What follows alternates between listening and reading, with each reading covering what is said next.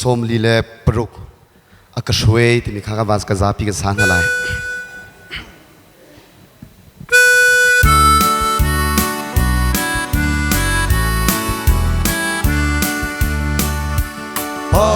Thiên mi akashwe suzat ban tu lung day na inakat ka tuan nak le ka naka si sukut in akashwe go akashwe go Akutin akashoy ko Akutin akashoy taan Lung fek sul nakalung asip Atanasi panaklaka Atan alung lom naglaka Di day nagle Di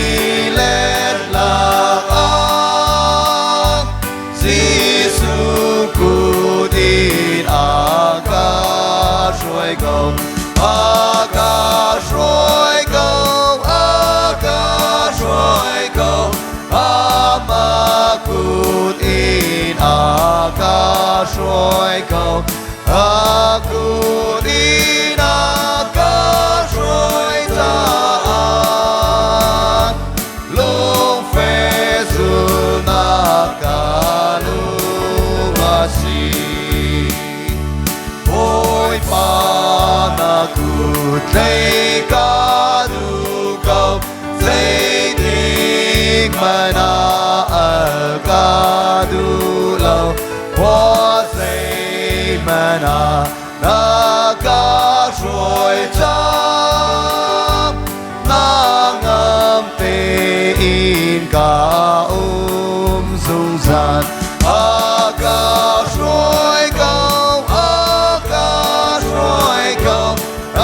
amakut in akashoy kau akut in akashoy tam Lung fezul nakalung asip Olay rian chuan aditiga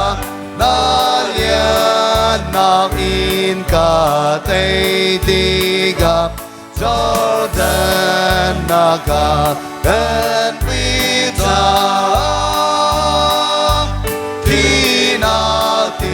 Let ka ti lai